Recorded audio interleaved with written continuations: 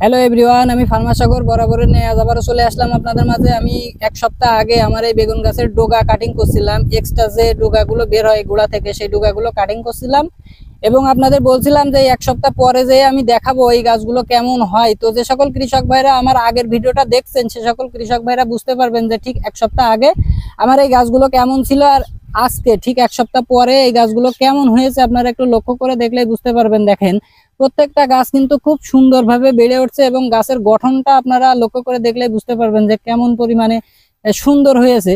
তো দেখেন, আমি কিন্তু এখানে জমি চাষের সময় কিছু সার প্রয়োগ করছি, পরবর্তীতে আর কোনো সার এখনো প্রয়োগ করিনি। তো প্রত্যেকটা গাছে কিন্তু ফুলের কড়ি চলে আসছে। তো 2-1 ভিতরে ইনশাল্লাহ আমি এখানে পানি নিয়ে পর্যাপ্ত পরিমাণে সার ব্যবহার করব। তো কি কি সার আমি এখানে ব্যবহার করি সেটাও আপনাদের মাঝে তুলে ধরবো। তো যে সকল কৃষক ভাইরা বেগুন চাষ করতেন, সে সকল কৃষক ভাইদের উদ্দেশ্য করে একটা কথাই বলবো যে আপনারা আপনাদের যে বেগুন গাছের নিচে থেকে যে এক্সট্রা বা অবাঞ্ছিত ডুগাগুলো বের হবে, সেই ডুগাগুলো অবশ্যই কেটে দেবেন, বুঝছেন। আপনারা যদি সেই ডুগাগুলো কেটে দেন, সেক্ষেত্রে কিন্তু আপনাদের গাছগুলো খুব সুন্দরভাবে বেড়ে উঠবে, পাশাপাশি গাছের গঠন হবে ভালো, গাছে ফল পাবেন বেশি এবং গাছের লংজিভিটি বৃদ্ধি পাবে। যারা আমার পুরনো বা আগের ভিডিওটা দেখেননি, এক সপ্তাহ আগের ভিডিও, তারা অবশ্যই আপনারা সেই ভিডিওটা দেখে আসবেন, তাহলেই বুঝতে পারবেন যে এক সপ্তাহের ভিতরে কতটা পরিবর্তন আমার এই গাছগুলো হয়েছে, বুঝছেন। দেখেন, আর প্রত্যেকটা গাছ দেখেন খুব সুন্দর এবং মোটা মোটা ঘটের মতন, বুঝছেন, গোল রূপ ধারণ করেছে। দেখেন, আমার এখানে যে কয়টা গাছ আছে প্রত্যেকটা গাছই কিন্তু একইভাবে বেড়ে উঠছে। দেখেন, আপনারা একটু লক্ষ্য করে দেখলে বুঝতে পারবেন। পাশাপাশি একটা গাছেও কিন্তু কোনো রকম রোগ নাই, বুঝছেন।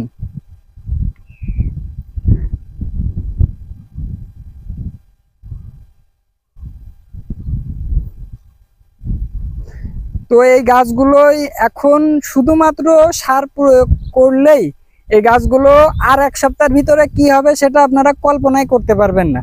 তো অবশ্য সার প্রয়োগ আরো 2 দিন আগে করা উচিত ছিল, কিন্তু করা হয়নি। তার বড় একটা কারণ হলো যে বর্তমান কিন্তু ঝড় বৃষ্টির সময় আপনারা খুব ভালো করে জানেন। আর আমার এই গাছগুলো কিন্তু প্রত্যেকটা গাছই কিন্তু খুব সুন্দরভাবে বেড়ে উঠেছে এবং বড় বড় হয়ে গেছে। আর এমতো অবস্থায় গাছগুলো যদি খুঁটি না দেওয়া হয়, সেক্ষেত্রে কিন্তু দেখা যাচ্ছে ঝড় বৃষ্টিতে গাছগুলো কায় হয়ে মারা যেতে পারে।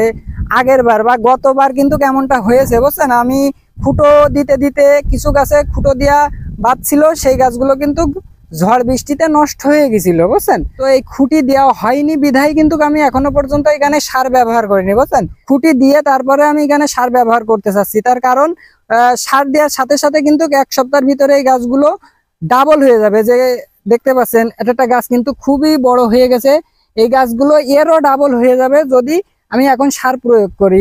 আর এই গাছগুলো কিন্তু খুঁটি এখন আমি ব্যবহার করতে পারিনি, শুধুমাত্র এই কারণে আমি এখানে এখন সার ব্যবহার করব না। আগে মনে করেন আমি খুঁটিগুলো দিয়ে নেব, পরে আমি এখানে সুন্দর করে পানি দিয়ে মনে করেন সার দিয়ে দেবো।